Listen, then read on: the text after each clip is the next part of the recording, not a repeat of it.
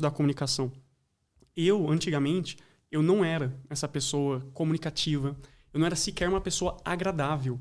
A gente gosta de falar, oratória, né? Falar bonito num palco. Mas, cara, no fringir dos ovos, no fim do dia, para mim, oratória é sobre ser uma pessoa leve, agradável e gostosa de se ter por perto.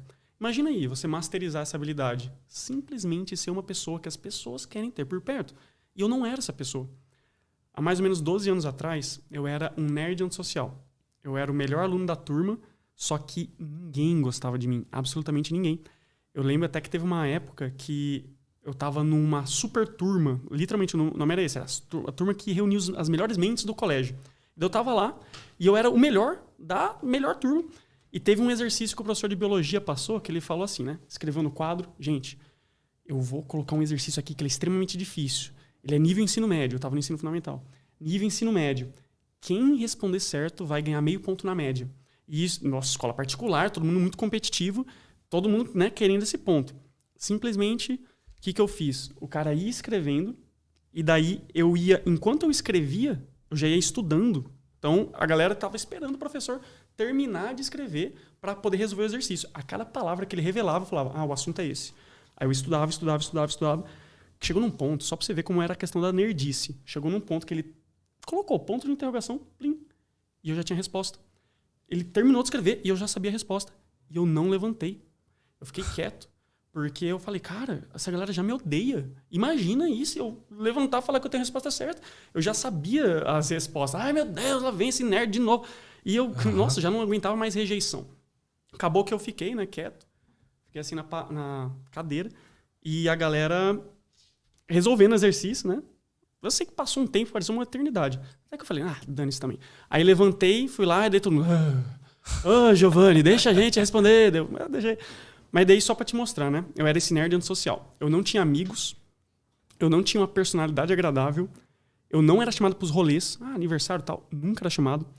Eu nunca tinha beijado na boca. Você nem se pode falar, né? Já foi. Pode. Eu sofria bullying. Cara, é uma coisa chata, né? Você é a pessoa que fica lá, as pessoas pegando no pé, dando apelido. É uma coisa chata. Então eu era essa pessoa. E daí eu via as outras pessoas sendo mais felizes. Elas eram extrovertidas, elas eram mais leves, a vida delas parecia que era melhor. E eu olhava assim e falava, poxa, o que elas têm que eu não tenho? Por que eles conseguem ser felizes e eu não estou satisfeito com a minha vida? Poxa, eu quero mudar, eu não aguento mais essa situação, chega. E chegou num ponto que eu não estava mais aguentando ser esse nerd antissocial, o melhor aluno da turma que não tinha amigos. E eu falei, vou melhorar isso. Vou enterrar esse cara, vou virar essa página na minha vida, eu vou nascer de novo. Eu entrei no teatro. E daí lá no teatro foi quando eu comecei a aprender sobre ser uma pessoa mais expressiva, mais extrovertida, perder medo de palco. Só que aconteceu uma coisa meio doida no teatro. Eu passei 2 anos lá, eu comecei a me viciar no palco. Então eu saí de ser um cara que não me comunicava bem para de repente me viciar nisso. E daí fazendo o link lá com o mapa numerológico, ó que doido. Era um grande desafio meu, mas também uma dádiva. E daí eu percebi que, poxa, eu gosto disso. E daí quando eu percebi que eu gostava, eu comecei a investir todos os meus esforços em desenvolver oratória. Literalmente. Cara, entrei na faculdade de Direito. Fiz Direito, fui advogado por um tempo. Fiz Direito na UFRN, Universidade Federal do Rio Grande do Norte. Lá nessa faculdade, eu conheci um esporte chamado debate competitivo. Ninguém conhece. Interessante, né? Ninguém conhece. Que porra é essa? Que porra é essa? Cara, esporte, assim, esse esporte ele surgiu no Reino Unido há mais de 100 anos. Provavelmente você já viu alguma coisa em filmes norte-americanos, a equipe de debate de Harvard. Então, tem uma briga lá, surgiu em St. Andrews ou em Oxford, mas surgiu no Reino Unido.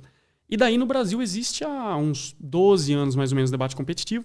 Conheci esse esporte na faculdade e é um esporte de oratória e argumentação. De modo muito simples, imagina que nós estamos debatendo aqui e o tema do debate fosse: esta casa acredita que podcasts fazem mais mal do que bem. Esta casa acredita que podcasts fazem mais mal do que bem. E daí você não sabe qual lado você vai defender. Ó que doido. Pode ser que você caia no lado a favor do podcast ou contra o podcast. Então o tema... Interessante, cara. Eles liberam o tema na hora. Você não sabe qual que é o tema. Aí depois que eles liberam o tema, você vai saber que posição também. Então, literalmente, o campeonato de debate é isso. Você não sabe o que você vai defender, você não sabe que lado você vai estar, e daí quando você descobre, você tem 15 minutos para construir um caso argumentativo. E essa é a graça. E daí você treina o quê? pensamento crítico, raciocínio lógico, oratória, convencimento no geral. Cara, isso é muito foda. Vamos fazer um debate. Não consigo. Mas é fácil, eu te ensino. Boa. E daí o que teve, né? Participei desse esporte, debate competitivo. Fiquei 6 anos nesse negócio, ganhei alguns prêmios em 3 línguas. Gostei muito desse esporte. E daí surgiu a oportunidade. É quase que, desculpa te interromper, mas é uma luta mesmo de palavras, né? É doideira. Tem argumentação e refutação. Então, a argumentação é como se fosse a espada, a refutação é como se fosse o escudo, e você tem que vencer a outra equipe. Tem juízes que vão falar quem ganhou, quem perdeu. Maravilhoso, cara. É divertido, é divertido. Eu gostava muito porque me incentivava a estudar.